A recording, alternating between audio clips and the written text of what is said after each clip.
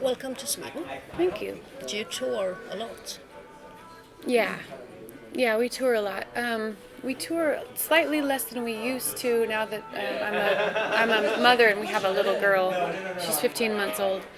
So we tour with her now, and we can't tour at the same pace as we used to. We used to tour about probably about 200 days out of the year, and now it's maybe more like 150.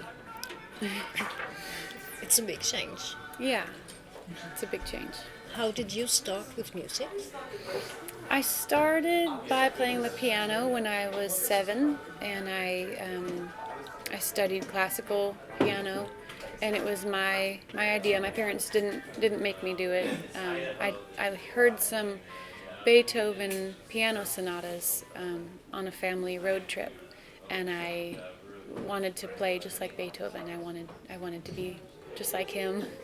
So I asked my parents if I could take piano lessons, and they said yes, and I did that for about 10 years or so. And then I started to learn the guitar at age 15. I never really took lessons, maybe just for a few months, but I'm mostly self-taught on the guitar. And yeah, I just kind of started by playing for friends and with friends and hanging out and just for fun. And you were a street musician? Yeah.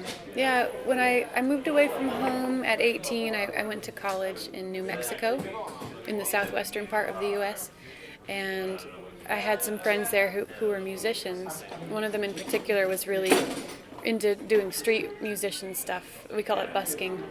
And he asked me to join him for a few songs at the farmer's market, and so I got a little taste of it and really enjoyed it. Even though I'm not like a natural performer, it's not something that I gravitate towards on my own. And when I was younger, I had a lot of stage fright when I had to do piano recitals. I just really hated it.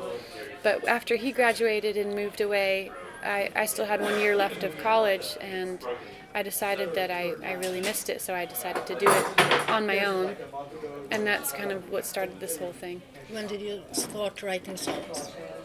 I wrote my first song when I was 6, I think, 6 or 7. I wrote a bunch of songs about my dog, about the Easter Bunny, and Christmas and stuff like that.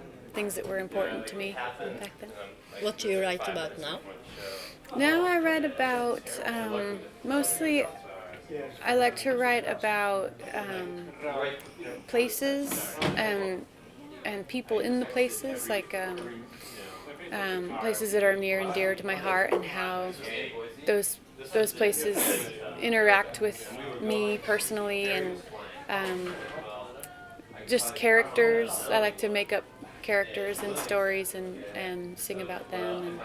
And yeah, it's a lot of people say my songs are really cinematic, like they can really be transported to a place, almost like a movie.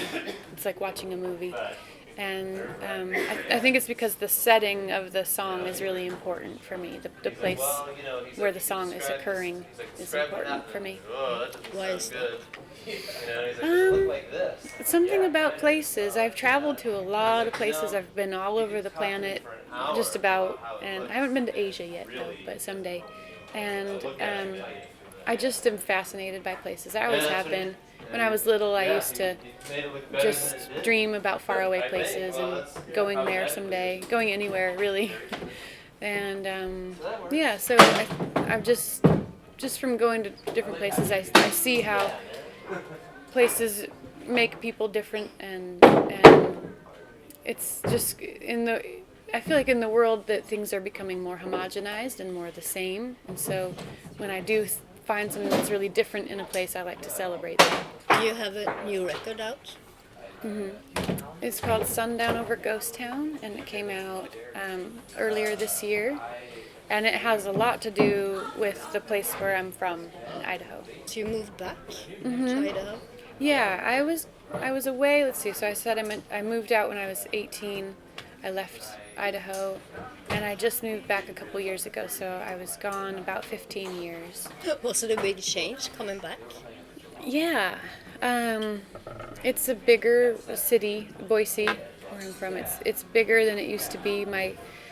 The Boise that I grew up in was more like a big town, and now it's more like a small city, which has good things and bad things about it.